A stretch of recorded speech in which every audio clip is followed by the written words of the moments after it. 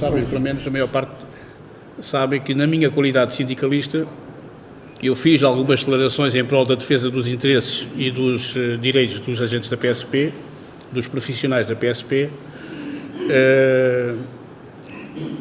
que resultaram num processo que teve um despacho final, que foi a aposentação compulsiva. Eu não sei se vocês lembram de um caso que aconteceu aqui no Algarve, que resultou na morte, uma morte brutal do chefe Armando Lopes, que exercia funções na esquadra da PSP Vila Real Santo António. Ora bem, aconteceu algo imprevisto, portanto, o carro em fuga apercebeu-se da barreira, mas não teve qualquer pudor em atravessá-la, em parti-la.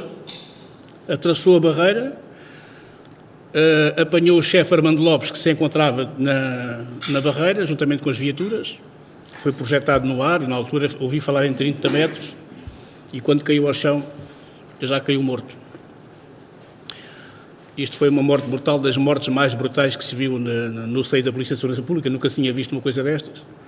Isto criou uma celeuma muito grande, até mesmo na opinião pública, e há uma altura em que eu estou a dar uma entrevista para a SIC, uma entrevista que entrou em direto nos telejornais às 20 horas, em frente à Câmara Municipal, onde o corpo estava a ser velado no Salão Nobre da Câmara, e essa entrevista precedeu umas declarações do Diretor Nacional na altura, o Dr. Juiz Desembargador Mário Belo Morgado, em que ele dizia para a comunicação social que provavelmente o agente não terá tido a postura mais correta, não se terá resguardado convenientemente de forma a evitar o acidente. Bom, se o clima já estava em polvorosa, não é? Com estas declarações, ou seja, quando é o próprio Diretor Nacional que vem culpar o morto da sua morte, é evidente que as coisas ficaram ainda mais, o incêndio ainda alastrou-se mais, não é?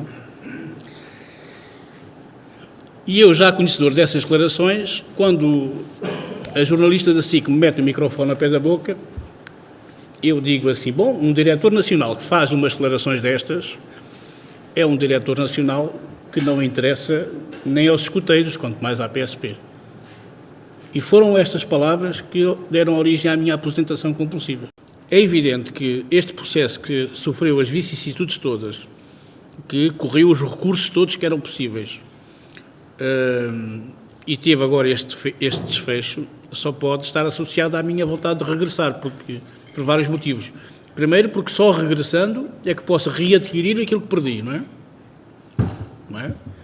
Porque, eu não sei se vocês sabem, mas os polícias que são aposentados compulsivamente com origem em procedimentos disciplinares perdem 25% da sua reforma a que tinham direito. Imaginemos que eu tinha direito a 1.000 euros de reforma por mês, assim, grosso modo. Só pelo facto de ter sido aposentado compulsivamente em resultado de um processo disciplinar, tiram-me 250 euros. Só por isso. Estão a ver que a minha vontade de regressar existe, não só para fazer vingar uma razão que eu sempre interiorizei que a tinha, e finalmente alguém me deu razão, nesse sentido, como também para readquirir tudo aquilo que, entretanto, me deixaram de ganhar. E agora regressar com uma legitimidade reforçada. Não só regressar com a razão, como também saber que o exercício da minha atividade sindical é completamente diferente a partir de agora. A partir de agora, quem se sentir lesado por algumas declarações que nós façamos na qualidade de sindicalistas, tem só um caminho, que é o tribunal. Não tem o outro caminho, que é o procedimento disciplinar. Esse acabou. Quem se sentir lesado, quem se sentir ofendido, recorre ao tribunal como outro cidadão qualquer.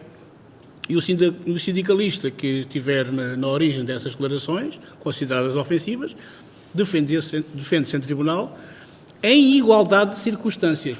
Em tribunal, tanto o réu como o autor do processo estão em igualdade de circunstâncias, o que não acontece em sede de regulamento disciplinar. Porque no regulamento disciplinar, se o instrutor do processo quiser punir, se a intenção for punir, ele pune. Este acórdão vai servir para que todo o movimento sindical da polícia agora se movimente em termos sindicais de uma forma muito mais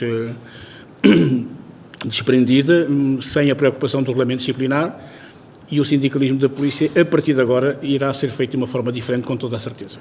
O que eu posso dizer aqui em primeira mão a vocês, e fica só aqui entre nós, ninguém nos ouve, é que eu vou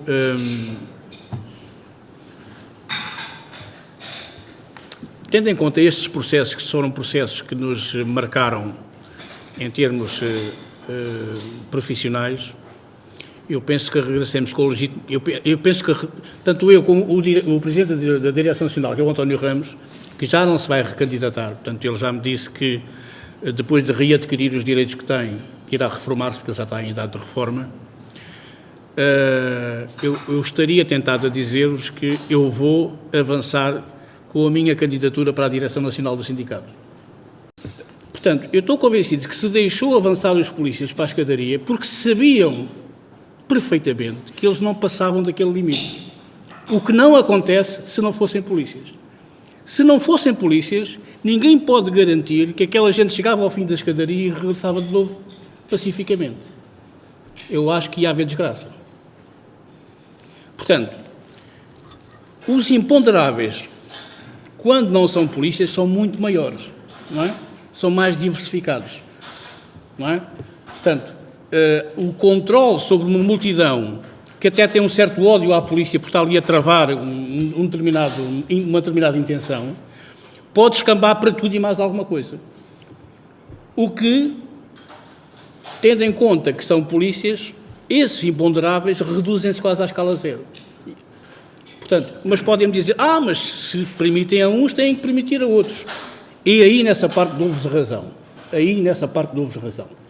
Há aqui um precedente que é perigoso. É verdade que há, não é? Porque a partir de agora, na próxima manifestação, vão exigir o mesmo direito que concederam aos polícias. Esse é que é o precedente perigoso. Mas dizer que ali se deu se facilitou uma exceção aos polícias porque eram polícias, é verdade, mas só porque eram polícias. Porque toda a gente sabia que aqueles homens, ao subirem a escadaria, depois regressavam pacificamente para trás e dali não passavam. O que já não se pode garantir se não fossem polícias. E eu pergunto, acham que isto acontecia se aquela gente não fosse polícia? E depois outra pergunta, qual era a alternativa a não deixar subir as escadas? Era a violência. E nós estamos a falar de forças policiais, e estou convencido que muitos levavam a sua pistola.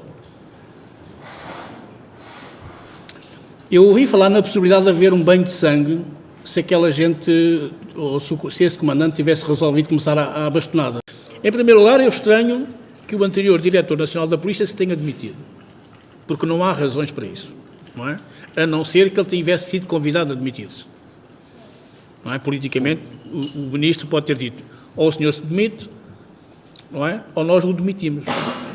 E quando um Diretor Nacional é colocado perante estas duas hipóteses, só escolhe uma. Apresenta a sua demissão, sabendo de antemão que se não a apresentasse, era demitido na mesma. Portanto, para sair airosamente pela porta grande, convém que a comunicação social divulgue que foi ele que apresentou a sua demissão, não é? Ora, é um pedido de demissão apresentado voluntariamente à força, não é? Como é que costumo dizer. A nomeação do novo Diretor Nacional. Bom, curiosamente, a comunicação social divulgou que o novo Diretor Nacional, o Diretor Nacional que foi convidado para assumir as funções, é precisamente o comandante da força que permitiu que os polícias avançassem na escadaria. Porque eu penso que nestas circunstâncias, qualquer político tem que ter um discurso apaziguador, pronto, vamos esquecer isto, aconteceu, vamos esquecer isto. Dizer isto não volta a acontecer em tom de ameaça, ainda vem incendiar mais os ânimos das pessoas. Eu penso que é um caminho errado que o Ministro tomou em vir ameaçar, não só o Ministro, como também o próprio Primeiro-Ministro disse que isto ia ter consequências. Isto vai ter consequências, foi o que ele disse. Eu penso que isto é muito perigoso. Isto é muito perigoso dizer isto.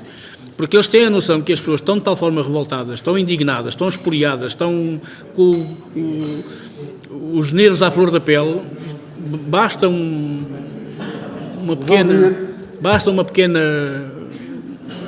rastilho para incendiar. E estas declarações ainda vêm incendiar mais os ânimos. Porque em vez de terem umas declarações no sentido de acalmar as pessoas, de dizer, pronto, está feito, vamos esquecer, vamos ver o que é que a gente pode fazer em relação àquilo que são as reivindicações dos polícias, isso era importante dizer. Isso era importante dizer porque 10 mil pessoas de 6 ou 7 instituições diferentes estarem concentradas na Assembleia da República deveria merecer dos políticos, dos responsáveis políticos, uma palavra de apreço, de dizer, pronto, sim senhor, nós reconhecemos que estão revoltados, vamos ver o que é que nós podemos fazer para, de alguma forma, ir ao encontro daquilo que são as vossas reivindicações. Isto era um discurso correto. O que é que aconteceu na PSP? Na PSP, a ASP teve o crédito dos polícias durante muitos anos. A partir de uma determinada altura, começaram a existir fações que já não se reviam naquilo que eram os procedimentos sindicais da ASP. Porque havia já uma certa politização no meio da ASP. Havia já uma instrumentalização política naquilo que eram as orientações superiores do movimento sindical que a ASP exercia. E houve pessoas que não concordaram com isso. E então saíram e criaram um outro movimento sindical. O SPP, que é o segundo maior sindicato da polícia, que é aquele onde eu estou inserido. A partir daí criaram-se novos pequenos sindicatos. Portanto, existe na polícia hoje 10 ou 11 sindicatos. Existem os sindicatos generalistas, portanto, aqueles que representam todas as classes, desde o polícia de base até o oficial. Então, são os sindicatos generalistas. E depois existem os outros sindicatos elitistas, que representam apenas uma classe, ou a classe dos oficiais, ou a classe dos chefes, ou a classe dos agentes. Portanto, são os sindicatos elitistas, não é? Que são só daquela classe de profissionais, de socioprofissionais. Portanto, neste momento, por já haver essa noção de que há um excesso de sindicatos na polícia, já começa a haver uma certa ideia de fazer uma federação de sindicatos de polícia, só de sindicatos da polícia. Neste momento existe uma coordenadora permanente, que é liderada pela ASP, mas essa coordenadora engloba apenas estruturas ligadas à segurança. Portanto, PSP, GNR, ASAI, PJ, portanto, tudo aquilo que são instituições de origem policial estão congregadas nesta CCCP, que é a Comissão Coordenadora Permanente das Forças Policiais e Serviços de Segurança. Mas só engloba um sindicato de polícia, que é a ASP. Portanto, a ideia agora é formar uma federação só de sindicatos da PSP. O género do GT ou CGTP? Por exemplo. Porque já são tantos que é necessário unir forças. Bom, quando me foi dado a conhecer o despacho da aposentação compulsiva, quer eu, quer o meu colega Ramos, dissemos, bom, isto é para ganhar, isto para a semana já está resolvido. Porque era tão evidente a ilegalidade, era tão evidente que nós não imaginávamos que íamos durar este tempo todo. Mas depois, quando nos começámos a perceber que o processo, afinal, tinha tido a aceitação que é do Tribunal Administrativo e Fiscal, que é o primeiro Tribunal Administrativo. Aí a noção de esperança foi-se diluindo, não é? Depois não houve recurso a seguir, que é para o Tribunal Central Administrativo. Perdemos novamente. Começámos a pensar, mas será que nós cometemos mesmo alguma ilegalidade? Mas nós já duvidámos mesmo da nossa noção de ilegalidade. Porque era impossível, como é que nós, só por dizer isto que há bocadinho acabei de vos dizer, como é que isto pode valer uma aposentação compulsiva enquanto dirigente sindical? É que nem sequer foi na qualidade de polícia. E é evidente que a esperança aí começa, quer queiramos, quer não, a esperança começa a esbater-se, começa a diminuir, isso é lógico, não é? Mas nunca a perdemos totalmente, não é? Nem nós, e felizmente, nem o nosso advogado, que é o advogado do sindicato, o Dr. Amândio Madaleno, que foi sempre o único em que a esperança se manteve sempre no nível alto. Porque juridicamente ele conhece o processo e tinha sempre a esperança de que podia ser ganho. Felizmente, há esta janelinha que há bocadinho falava, pequenina, que dá a possibilidade de recorrer para o STAP, para o Supremo Tribunal Administrativo, e só aí é que realmente nós verificamos que afinal nós temos razão e não é o Ministério que tem razão. Mas que houve altos e baixos na esperança, houve necessariamente, porque também houve altos e baixos naquilo que foi o entendimento jurídico do que era o processo disciplinar em causa. Aliás, eu posso-vos contar uma coisa muito interessante. O Presidente do Supremo Tribunal Administrativo solicitou um parecer ao procurador do Estado sobre este processo. E há uma parte em que ele diz que não tem qualquer dúvida de que se estes processos chegassem ao Tribunal Europeu dos Direitos Humanos, que o Estado português era condenado. Ele próprio diz isto, está escrito no seu parecer. Não tem dúvida nenhuma que se deixasse estes processos chegarem ao Tribunal Europeu dos Direitos Humanos, que o Estado português era condenado.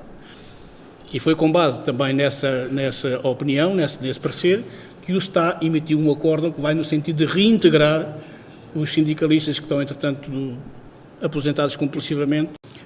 Quase dia sim, dia não, havia declarações minhas na comunicação social, havia um artigo de opinião que era publicado num jornal, havia uma entrevista que me era solicitada, portanto, havia uma atividade sindical permanente e constante, e isso incomodava o Governo, o Ministério. E então, quando José Sócrates assumiu as funções de Primeiro-Ministro, sentiu-se uma hostilidade ao movimento sindical na polícia. Essa hostilidade foi sentida por nós. Principalmente ao sindicato que mexia mais com aquilo que eram declarações públicas. E não sei se houve instruções por parte da tutela para calar os dois sindicalistas, mas o que é certo é que a nossa percepção é que terá havido. E a forma que eles arranjaram para nos calar era aproveitar esses dois processos que estavam pendentes para os despachar para a aposentação compulsiva. E conseguiram, de alguma forma conseguiram, durante 7 anos. Durante 7 anos a nossa voz dissipou-se um bocadinho, quer dizer, ficou de certa forma ferida com esta decisão da aposentação compulsiva. O que dói, o que arrepia-me nisto tudo, é imaginarmos que fomos aposentados compulsivamente por um governo de esquerda. Atenção, não estamos a falar nem do Durão Barroso, nem do Passos Coelho, nem dessa gente que, à partida, se calhar politicamente e ideologicamente, teriam melhores condições para procederem desta forma. Mas estamos a falar de um governo de esquerda, de um governo socialista. Eu não sei se vou ferir aqui algumas suscetibilidades políticas, mas eu tenho que dizer isto. E o que me arrepia mais é imaginar que António Costa, que é o atual Presidente da Câmara Municipal de Lisboa, que se perfila para ser o Diretor Nacional o Secretário-Geral do PS, e por consequência disso o futuro Primeiro-Ministro de Portugal. Até se diz candidato a Presidente, talvez Presidente da República. Por exemplo. Mas em princípio, na sequência de ser Secretário-Geral do PS, poder vir a ser Primeiro-Ministro de Portugal, arrepia-me a mim imaginar que possamos ter futuramente um Primeiro-Ministro que tem esta tendência política para calar sindicalistas e para os aposentar compulsivamente. Isto a mim assusta-me.